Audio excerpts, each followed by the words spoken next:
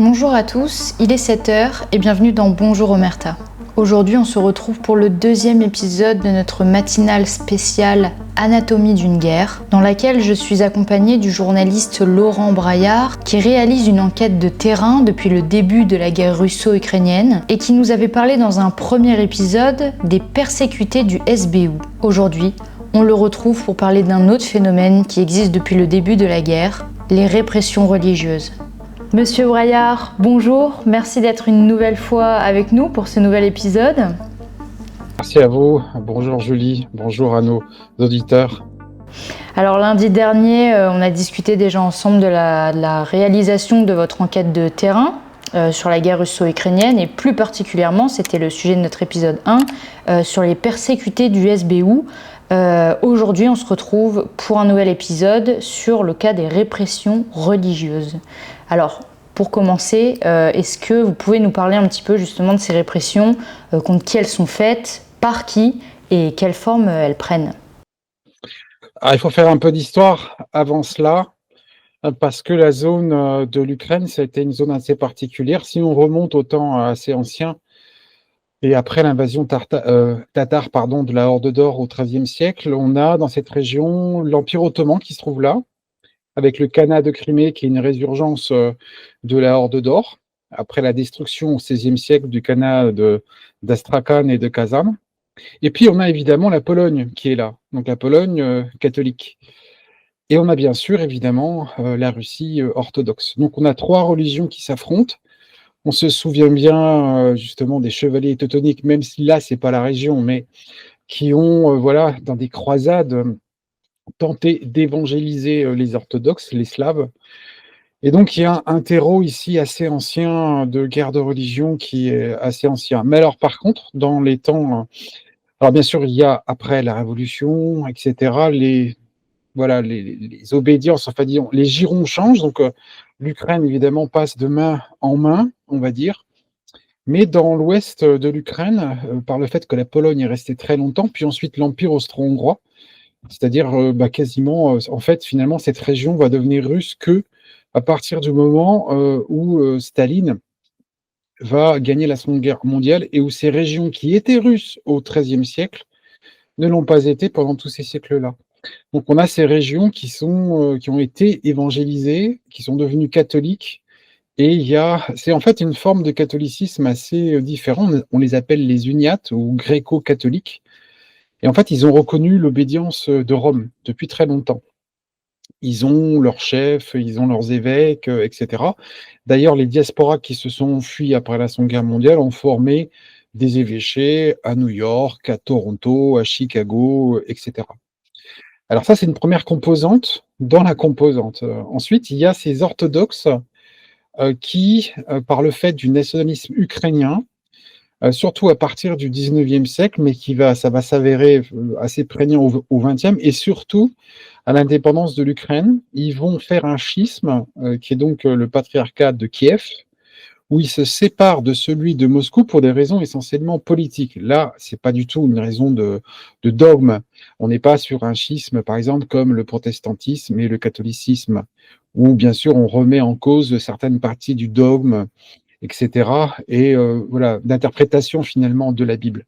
Ici, c'est vraiment des raisons politiques, et ce patriarcat de Kiev va être créé par des nationalistes bandéristes pour la plupart en 1993.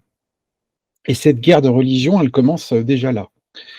Elle commence par, alors ça c'est complètement ignoré en Occident, elle commence par, évidemment cette église, c'est évidemment est schismatique, mais elle a besoin d'église. Donc elle va, dès le départ, par des actions très violentes, s'emparer d'églises, de cathédrales, alors surtout dans l'ouest de l'Ukraine, hein, en évinçant le patriarcat de Moscou. Et il y aura déjà des actes de violence, il y aura des commandos qui s'empareront de ces églises, il y aura des assassinats de prêtres dès les années 90, de prêtres du patriarcat de Moscou.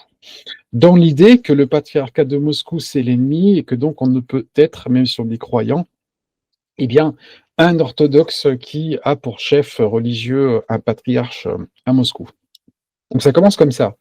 Donc évidemment, après le Maïdan et le début de la guerre dans le Donbass, eh bien, toute cette zone du Donbass, de ces Russes ethniques, et tout l'est de l'Ukraine, il est effectivement une terre très importante dans le renouveau orthodoxe après la chute de l'URSS du patriarcat de Moscou. Donc toutes les églises du Donbass, de Kharkov, hein, de toute cette région de l'Est, Mariupol, Lugansk, etc., sont tenues par le patriarcat de Moscou.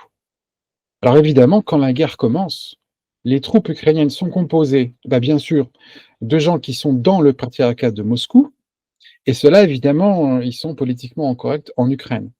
Et donc, il y a une grosse pression du patriarcat de Kiev pour les ramener, ces orthodoxes, dans le patriarcat de Kiev. Mais du coup, ces églises et ces cathédrales, et surtout ces monastères, vont devenir des zones de résistance très importantes. Les prêtres vont être parmi les premiers, par exemple, comme autrefois, il y a très longtemps, à prêcher la résistance. Par exemple, pendant la Révolution française, vous vous souvenez, les prêtres jureurs, les prêtres non-jureurs. Je suis un peu long, mais il faut expliquer la base. Important. Et donc, ça commence comme ça. Et donc, ces troupes vont se comporter de manière assez abominable par rapport à ces églises, vont les bombarder, vont arrêter les prêtres, qui, il est vrai, sont souvent les têtes de la résistance. Parce qu'évidemment, ils ont une influence sur leurs wiles, sur les gens qui sont dans leur paroisse, et donc ils sont tout de suite très suspects, et donc ils sont tout de suite les victimes de répression sévère, soit par ceux du patriarcat de Kiev, et les uniates c'est encore pire, parce que là on est sur un vieux combat centenaire entre le catholicisme et l'orthodoxie, et dans l'idée que voilà, les orthodoxes doivent se convertir absolument, sinon, voilà, si la Russie ne se convertit pas, eh bien, ce sera la fin du monde. Enfin, j'exagère un peu, mais voilà, pour résumer. Du coup, vous avez comme les persécutés du SBU, est-ce que vous avez rencontré justement des victimes de répression religieuse pendant votre enquête? Alors, assez rapidement, dès 2015, évidemment, parce que c'était assez prégnant. C'est un sujet qui a été très, très peu évoqué en Occident parce qu'il n'intéressait pas, il ne parlait pas. Déjà, pour les gens, comprendre ce que c'est que le patriarcat de Kiev et celui de Moscou, plus en plus ces uniates qui sont une exception dans le catholicisme, parce que je précise que les uniates, ils ont un rite orthodoxe, mais qui a été accepté par le pape, qui a été arrangé pour les faire rentrer, un petit peu comme les chrétiens maronites, les syriaques, etc., qui se trouvent au Moyen-Orient. Alors oui, j'en ai rencontré. Hélas, les témoignages sont assez terribles et assez similaires finalement à ce qu'on a raconté dans le précédent opus. Notamment, le premier que j'ai rencontré, c'est un prêtre qui, lui, a été torturé. Alors en plus, par la députée Nadia Savchenko.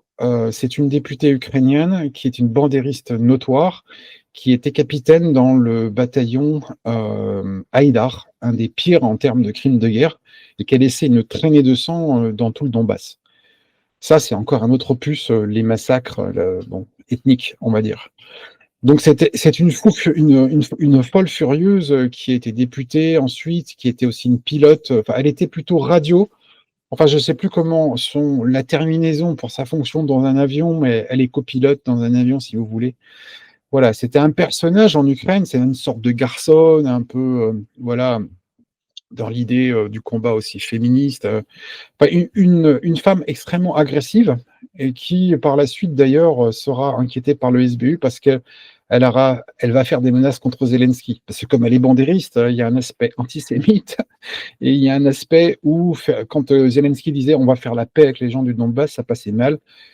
Elle n'a pas été réélue à son siège, elle a fait des menaces, le SBU lui a rendu visite et elle a disparu totalement. Mais alors, elle est arrêtée. Elle n'est pas arrêtée, elle est faite prisonnière dans des combats et elle sera condamnée, donc elle est emmenée en République populaire de Donetsk, elle est condamnée à 15 ans de prison et il y aura tout un tas d'actions pour sauver la fameuse Savchenko, notamment BHL, ils iront au Parlement européen, ils iront un peu partout, il y aura tout un... Alors, ça va très loin, on voit Galia Ackerman qui interviendra à l'époque, il y a Nathalie Pasternak qui n'était pas encore morte, qui était la présidente de l'Association des Ukrainiens de France. Et donc, en fait, elle participe, et c'est ce prêtre qui en témoigne, à sa torture. Alors, elle ne participe pas physiquement, mais voilà, il est pris par les gens de Haïdar, ils comprennent que c'est un prêtre orthodoxe du patriarcat de Moscou, donc pour eux, un ennemi. Et lui raconte donc plusieurs heures de torture. Alors, c'est à peu près la même chose que ce que j'ai raconté dans l'autre opus. Il est pendu au plafond, il est battu sévèrement, le supplice de l'entonnoir, des coups très très nombreux. En fait, c'était un prêtre qui avait sa commune, sa paroisse, qui était sur le front. Donc une partie côté ukrainien, une partie côté des républicains. Donc c'est dans ces parcours pour aller voir ces ouailles, évidemment, quand il y a par exemple, je sais pas, un malade, etc. Et même pour se balader dans sa commune, en tout cas, il est arrêté et voilà, et sera torturé assez abominablement. C'est un témoignage parmi des très nombreux. Le deuxième que je peux raconter, c'est le père Théophane, mais on l'a rencontré beaucoup plus tard avec Christelle en 2022. Lui, il est d'un monastère qui est à Nikolskoye. C'est un très beau monastère, assez grand, où il y a d'ailleurs des sœurs et des moines et des prêtres, et qui se trouve dans la région de Volnovacha, mais qui va tomber dans l'occupation ukrainienne de 2014 à 2022, avant que la région soit libérée. Le monastère, les témoignages sont absolument abominables, notamment celui du père Théophane. Lui, il est emmené à Mariupol par le SBU, donc on en revient aux tortures. Il sera battu pendant 4 ou 5 jours, notamment avec des grands forêts de perceuses. C'est lui qui me raconte cette histoire de grands forêts de perceuses. Et il assistera dans cette cave à l'exécution d'un autre prisonnier devant ses yeux dans cette cave. Donc c'est assez abominable. Il sera échangé plus tard. Et en fait, je me souviens plus le nom. C'est pas un métropolite, c'est pas un épiscope, c'est déjà un peu comme les chanoines du monastère. Je ne me souviens plus son nom, mais lui, il sera échangé à l'époque, donc le chef de ce monastère, contre 100 Ukrainiens. Tellement les Ukrainiens, voilà, pensaient que c'était un homme très important et que donc il fallait mettre le prix très haut. Les Russes accepteront, et ils ont été pris en otage. En fait, finalement, les Ukrainiens les ont utilisés comme otages, même si, comme le père Théophane, c'était un vrai résistant, il a vraiment donné du renseignement contre les Ukrainiens. Mais tous les moines, tous les prêtres n'étaient pas forcément des résistants, mais les Ukrainiens les ont utilisés comme otages très très souvent. C'est ce que faisait la Gestapo. Vous vous souvenez, à l'époque, on a aussi des témoignages de ce genre qui sont absolument terrifiants. Et aussi, par exemple, l'Ukraine, du coup, a bombardé de manière préférentielle tous ces lieux de culte. Alors, les églises, par exemple, il y a une église catholique à Donetsk, elle n'a jamais été bombardée. Mais les églises orthodoxes qui se trouvaient sur le front ont été complètement détruites. Il y a un monastère qui se trouve au sud de l'aéroport, qui est totalement en ruine, c'est totalement dévasté. Et les Ukrainiens s'en donnaient aussi à cœur joie. Ensuite, oui. Comment déjà vous expliquez le fait qu'on puisse bombarder une église en tant que croyant? Enfin, comment ils expliquent ça en fait? Parce que la logique des prêtres, du patriarcat de Kiev, c'est que ce sont des ennemis de l'Ukraine et c'est une église qui est très politisée, très proche du pandérisme et qui d'ailleurs historiquement, il n'y a pas de patriarcat de Kiev avant 93, mais les uniates ont leur église et il y a évidemment à l'époque, avant le patriarcat de Kiev, des prêtres de l'orthodoxie. Il faut se rappeler que l'URSS est soviétique et communiste, donc il y a des répressions contre ces prêtres et donc au départ le combat finalement c'est contre les soviétiques et contre le communiste, et après le communisme, finalement, contre la méchante Russie et les méchants Russes. Donc tout ça est lié un petit peu dans l'histoire. Ouais, ça dépasse le religieux, quoi. Très largement, oui. Mais par exemple, j'ai des exemples à Liman, quand je suis été à Krasny Liman en août 2022, j'ai rencontré un prêtre qui s'appelle le prêtre Sergueï, qui est de Slaviansk, et qui lui a vécu l'occupation donc ukrainienne. Alors lui, ce qu'il m'a raconté, j'ai fait une longue interview de lui, c'est que pendant la période d'occupation, les troupes ukrainiennes l'ont plus ou moins laissé tranquille. Déjà parce que, alors malgré que ses fils soient dans l'armée républicaine en face, parce que comme on se souvient, les prêtres orthodoxes peuvent se marier, donc ont des enfants. Cependant, il est resté assez tranquille, assez longtemps, jusqu'à que les troupes russes arrivent, et là, ce qu'il raconte, c'est assez incroyable. Donc il m'a raconté qu'avant de partir, il voulait détruire son église. Il a été menacé par les soldats ukrainiens qui ont même fait mine de tirer sur son église et en disant de toute façon, on va revenir. Les Russes arrivaient, ils étaient sur les talons, hein, et on va tout détruire, t'en fais pas, on t'a pas oublié, on sait qui tu es, on reviendra et puis on détruira ton église. Mais il faut dire que dans les églises, par exemple, à Krasny-Liman, pendant ce siège-là, avant que la ville tombe, c'est toujours des endroits où il y a une cave, une crypte. Donc c'est toujours des endroits de refuge. Et c'est toujours des endroits où le prêtre, il a évidemment des contacts. Il y a des gens plus riches qui donnent de l'aide. Donc dans son église, par exemple, le prêtre Sergueï m'avait montré, c'était devenu un refuge pour les gens, une cantine pour les gens. Et comme ils ont tout perdu, que toute la ville était ruinée, il n'y avait plus d'électricité, il n'y avait plus rien. Alors heureusement, c'était pendant l'été, le printemps et l'été. Mais il faut quand même imaginer que sans électricité, sans rien, enfin voilà. Donc les Ukrainiens, ça, le savaient. Donc il y avait vraiment un but aussi, ils savaient qu'ils tiraient évidemment sur des lieux de refuge de la population. Alors après, dans certains cas, les Ukrainiens justifiaient en disant oui, mais il y avait des soldats, oui, mais il y avait des munitions. J'ai jamais vu de munitions dans aucune église ukrainienne, même du front, hein, très franchement. Peut-être dans des ruines, mais enfin bon, moi j'en ai pas vu, très franchement. Mais c'est vraiment dans cette idée là. Après, j'ai un autre témoignage. Alors c'est le mien. Quand on a libéré Svetlodarsk, on se trouvait avec Christelle 2 jours après, dans cette petite ville qui est en RPD, donc en République populaire de Donetsk. Quand on a libéré, ce qui était assez prégnant, enfin, nous on a visité entre guillemets, on est rentré dans le quartier général de la brigade ukrainienne qui se trouvait là, qui avait été abandonnée dans la précipitation. Alors ce qui était délirant, c'était d'abord les seringues, la présence vous savez, de ce garrot pour se piquer. Il y avait de la drogue partout, dans les tranchées, dans l'état-major. On comprenait qu'il y avait déjà cette utilisation de la drogue massive. Et ce qui m'a surpris, c'est qu'on a trouvé une chapelle uniate. Donc, dans le QG, comprendre que cette unité était constituée notamment d'Ukrainiens uniates, et il y avait un très grand, comme une toile cirée, si vous voulez, énorme sur tout un mur, qui représentait le métropolite de New York, qui rencontrait Ronald Reagan dans une célèbre rencontre. Alors bien sûr, il y a très longtemps, parce que Ronald Reagan était mort depuis longtemps, mais ça m'avait choqué. J'ai une photo incroyable de cette chapelle. Et les habitants nous ont raconté que quand ils voyaient les croix orthodoxes autour du cou, ils leur arrachaient la croix, comme impie en fait, comme hérétique, en tant qu'uniate. Donc ça, c'est terrible. Et toutes les fêtes dans cette ville étaient interdites. Alors, évidemment, les fêtes, par exemple, du 9 mai, la victoire, enfin, fête soviétique ou russe, si on veut, russe, voilà, mais aussi les fêtes, évidemment, de l'orthodoxie, avec des brimades, des insultes, des menaces, et le fait qu'ils étaient obligés un peu de se cacher, et tous ces prêtres, bien sûr, étaient sous pression. Donc, aller à l'église, c'est déjà un acte de résistance. Et donc, y aller pour les Ukrainiens, c'est un acte anti-ukrainien. Donc, on imagine l'ambiance dans ces villes du Donbass où ces gens ont vécu sous cette pression-là. Et ça montait en puissance dans certains endroits. Bien entendu, ça s'est un peu mieux passé.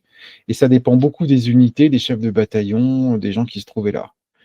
Mais il y a un cas aussi assez terrible, c'est notamment le bataillon Azov, parce qu'il y a une autre problématique qui s'ajoute, c'est la nature. Chez les bandéristes, il y a les uniates, il y a les croyants de l'orthodoxie de Kiev, mais il y a aussi les païens. Azov, les dieux vikings, germaniques, slaves, enfin ce qu'on veut, Perun, Odin, Thor, etc. Et ces gens-là ont été extrêmement, évidemment, sont des anti-chrétiens viscéraux. Il y a une haine qu'on pouvait voir, par exemple, dans la SS, dans cette partie Heinrich Himmler, etc. Évidemment, les chrétiens sont des ennemis massivement, bien sûr, les juifs, hein, évidemment, mais enfin, en tout cas, tout ce qui est autour du christianisme et la religion musulmane et hébraïque, évidemment, on s'en doute. D'ailleurs, j'ai vu des mosquées bombardées, notamment celle de Donetsk, qui n'a pas échappé non plus à ces bombardements. Mais enfin, ce que je veux dire, c'est que voilà, il y avait toute une situation ici extrêmement pesante, qui était sous-jacente à la guerre, et qui est passée en dessous des radars. Et je suis très surpris, même par exemple, quand vous vous souvenez, alors j'en reviens à Azov parce que je me perds un peu dans mon discours, mais il y a une vidéo assez célèbre qui a été authentifiée. Ils ont crucifié un insurgé ukrainien. On est dans la région de Azov, on est en 2014. Mais ils l'ont crucifié pourquoi? Parce que c'est à la manière des Romains. On te crucifie comme chrétien, voilà, tu vas mourir sur la croix de ton maître, en gros. Cette vidéo absolument terrible, j'ai longtemps cru que c'était un fake, jusqu'à que Christelle, en fait, elle rencontre quelqu'un qui connaissait celui qui a été crucifié et qui confirme que c'est bel et bien une réalité. Alors, elle est terrible cette vidéo parce que on voit quand il le cloue sur la croix, il est déjà attaché avec du scotch, et ensuite ils enflamment la croix. Enfin, c'est absolument abominable. Et là, on est encore sur un sujet où l'homme qui est martyrisé, il est martyrisé parce qu'il est russe, mais aussi parce qu'il est orthodoxe. Mhm. Ça, c'est absolument terrible. Mais finalement, quel rôle, parce que là on parle vraiment effectivement de martyrs, de violence, de torture, quel rôle jouent les organisations internationales comme l'ONU, le Conseil de l'Europe ou les ONG de défense des droits de l'homme face à des atteintes à la liberté religieuse en fait? Alors, vous savez, dans les rares rapports qui ont été faits, notamment commandés par l'ambassade du Royaume-Uni à Kiev et Amnesty International, je les ai tous lus. J'ai jamais vu rien. Je n'ai jamais vu une seule ligne à ce propos. Pourquoi? Je n'en sais rien. Probablement parce que c'était un sujet extrêmement tendu qui rajoutait aussi de l'incompréhension par rapport à ce qui se passait dans le Donbass.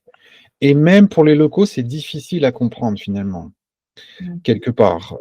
Mais en tout cas, les Russes d'ici, de l'orthodoxie du patriarcat de Moscou, et les musulmans, parce que la mosquée a été visée sciemment également. Donc là, dans l'idée, encore une fois, il peut y avoir en face, il y avait une tendance en face, par exemple dans le Pravi Sector, ce que j'ai appelé les juifs du Pravi Sector, des sionistes extrémistes qui sont liés à des néo-nazis. C'est complètement absurde comme concept, mais ça existait et ça existe, et qui sont pro-Israël. Donc le musulman là est un ennemi. Donc ça, c'est absolument terrible de voir que dans cette guerre, finalement, tous ces conflits religieux, toutes ces haines raciales et religieuses se sont retrouvées presque toutes concentrées dans cet endroit, et par le fait que, par exemple, et comme un peu à Jérusalem, il y a les trois religions du livre qui sont présentes. Et là, on est toujours. Mais l'Ukraine a toujours été une terre de répression, des pogroms. Quand on regarde, vous savez, une carte des pogroms dans l'Empire des Tsars, parce que, bon, en Europe, bien sûr, des pogroms, en France, etc., enfin, il y en a toujours eu, mais les pogroms en Russie étaient assez terribles dans l'Empire des Tsars. Plus de 80% ont été réalisés en Ukraine. Pourquoi? Parce qu'il y a ce choc des trois religions ensemble, et parce que ici, la cohabitation a toujours été très difficile. Finalement, quand la Russie avance vers l'Est, elle va réussir l'assimilation, et à part le cas de Tchétchène, la Russie ne va pas quelque part être victime d'une guerre de religion. Il y a peut-être que le cas de Tchétchène, voilà. Mais en Ukraine, tout ça était déjà planté dans des racines très profondes, sanglantes, dans une histoire déjà très sombre, qui mêle finalement le pire du pire de l'humanité. Hmm. Et sur le terrain, comment justement réagissent les fidèles en fait? Est-ce qu'il y a un déplacement massif des croyants vers d'autres juridictions orthodoxes ou est-ce qu'il y a une résistance un peu silencieuse ou au contraire une forme de résignation par peur des représailles justement? Alors, on a vu un phénomène après 2022 qui a été une offensive du patriarcat de Kiev, supportée pour le coup par le gouvernement. Parce qu'il faut quand même bien comprendre que quand Henri VIII d'Angleterre va de dire je suis le chef de la religion anglicane et je fais un schisme parce que voilà, pour mes raisons à moi, ici, c'est pas l'État ukrainien qui en 93 va motiver ce patriarcat de Kiev. Ce sont des idéologues, ce sont des politiques. Mais après 2022, l'État ukrainien va supporter ces gens et on va voir par exemple la capture de la fameuse Laure de Kiev. Des lieux historiques très importants, c'est un petit peu comme si en France, voilà, il y avait des schismatiques qui s'emparaient de Saint-Denis ou voilà, d'un monastère très important, ou Saint-Michel, etc. Donc on a vu des captures d'églises après 2022 avec des attaques à main armée, avec de la police qui est restée l'arme au pied, hein, évidemment, et puis des bandéristes en uniforme avec des armes, des bâtons, des prêtres battus et les églises volées, et les croyants qui étaient là pour essayer de défendre finalement le prêtre et l'église, bastonnés ou alors arrêtés comme ennemis de l'Ukraine. Donc très rapidement, en Ukraine, notamment à Kremenchuk, il y a eu des événements comme ça, à Kiev. Bon, on ne parle même pas de l'Ouest, où tous ces événements ont eu lieu depuis très longtemps.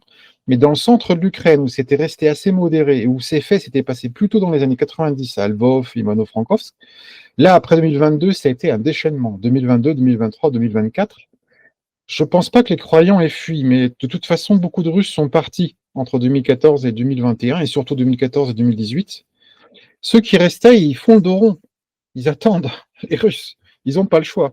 Bon, je pense que c'est surtout ça. Et puis, il faut dire aussi que quelque part, avec la période soviétique, même s'il y a eu le renouveau orthodoxe, la croyance quand même est quand même assez faible.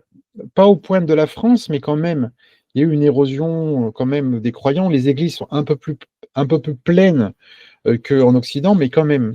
Donc il y a quand même beaucoup de gens qui ne croient plus en rien, ou enfin, c'est leur droit, hein, il n'y a aucun problème avec ça. Mais du coup, quand même, voilà, ça reste quand même des communautés, et c'est surtout dans les provinces, dans les villages, où il y a quand même pas mal d'anciens, c'est souvent quand même des personnes âgées, mais aussi des gens qui sont liés à la terre, qui sont toujours restés là, qui ont une longue histoire familiale, etc., avec toujours liés avec, parce que la paroisse est importante dans leur vie, dans la vie sociale, je ne sais pas, dans les fêtes aussi religieuses, etc., la fête du village, etc. Donc là, on a assisté, hélas, à voilà, des faits très graves, dénoncés, mais jamais, bien sûr, en Occident. Je crois que Xavier Moreau en a parlé à plusieurs reprises, il a montré des images assez terribles. Il y en a eu beaucoup dans le monde russe, ça a beaucoup choqué. Quand on voit débarquer des gens armés dans une église, que le prêtre est battu devant les gens un dimanche, traîné dehors, enfin vous voyez, on est vraiment, c'est ça le niveau de ces répressions. Et au niveau militaire, pour avoir déjà rencontré les soldats russes lors d'un documentaire, et vous les côtoyez aussi, la religion reste quand même très présente, Dieu reste très présent parmi les soldats. Est-ce qu'on voit justement aussi une différence entre 2014 et aujourd'hui à ce niveau-là, au niveau de la croyance des soldats, ou est-ce que au contraire, contrairement aux civils peut-être, il y a plutôt une hausse des croyances du côté militaire? J'ai toujours vu la présence de la foi très importante sur le front, que ce soit les civils ou les soldats. Moi, il y avait une dame qui m'avait dit: «Mais Laurent, tu peux pas aller sur le front comme ça, sans avoir un ruban de prière». Je dis: «Mais qu'est-ce que c'est qu'un ruban de prière?» En fait, c'est un petit ruban, je l'ai toujours, hein, je l'ai là, qu'on accroche à son bras, ou n'importe où, mais c'est surtout au bras, et il y a un Notre Père qui est écrit en lettres dorées. Bon, comme on le porte en permanence, les lettres dorées, elles finissent par s'effacer, mais voilà, c'est une sorte, voilà, on porte le Notre Père. J'ai vu toujours beaucoup de soldats russes le porter, ou alors un chapelet, etc. Je pense qu'au contact de la mort, ils sont forcément, évidemment, plus proches de la foi, et on commence à réfléchir à d'autres choses que quand on vit dans un monde de consommation, etc., dans un pays de l'Occident, c'est assez évident, ou même dans une ville de Russie, Moscou, Saint-Pétersbourg ou Yekaterinbourg. C'est assez évident. Toujours très présent, et les prêtres sont restés les derniers, comment dire, repères qui sont restés dans les villages. Il faut voir quand même que les administrations ont fui quand les Ukrainiens arrivaient, remplacés par d'autres, et que le seul repère finalement des gens du coin, c'est le prêtre, qui lui est là depuis toujours. Donc ça explique aussi pourquoi ils sont devenus des pôles de résistance, mais aussi d'une résistance passive par la foi, je ne sais pas comment expliquer ça. Et de notre côté, évidemment, la même chose. Donc j'ai vu des prêtres, il y a des aumôniers militaires, hein, dans l'armée russe, et pas que des orthodoxes, il y a aussi des imams, il y a aussi des rabbins, et c'est toujours resté présent, et beaucoup de musulmans aussi. En tout cas, moi j'ai vu la foi toujours très respectée, avec parfois des moments assez marrants, où quand on rentre chez une petite grand-mère, sa maison est ruinée, et puis il y a le buste de Lénine et une icône à côté. Ça c'est assez marrant, mais pour dire, quelque part, même la période communiste soviétique n'a jamais réussi à détruire cette base chrétienne, cette base de la foi qui est nécessaire pour plein de gens, pas pour tout le monde, mais pour beaucoup. Bah pour terminer cet épisode, si vous deviez choisir un mot qui résume un petit peu justement ce que vous avez constaté sur le terrain par rapport à ces répressions religieuses, lequel ce serait? Alors là, c'est plus difficile que pour le SBU, mais je dirais parce que finalement, on est inquisition. Ouais, voilà, je dirais le mot inquisition parce que quelque part, on repart sur tous les travers de l'histoire qu'on a connus autrefois dans toutes les croisades connues et qu'on soit dans un camp ou un autre par ailleurs. L'Inquisition, dans toute son horreur et dans toute sa cruauté et dans toute sa férocité. Eh ben, Monsieur Braillard, merci encore d'avoir été avec nous et nous avoir partagé votre analyse et ses témoignages. Et puis on se retrouvera prochainement pour un nouvel épisode. Il y a tellement de choses à dire. Merci à vous en tout cas de l'invitation. Et merci à vous d'avoir regardé cet épisode. Je vous dis à demain pour une nouvelle thématique avec un nouvel invité et à lundi prochain pour un nouvel épisode avec Laurent Braillard. Je vous souhaite à tous une excellente journée. À demain.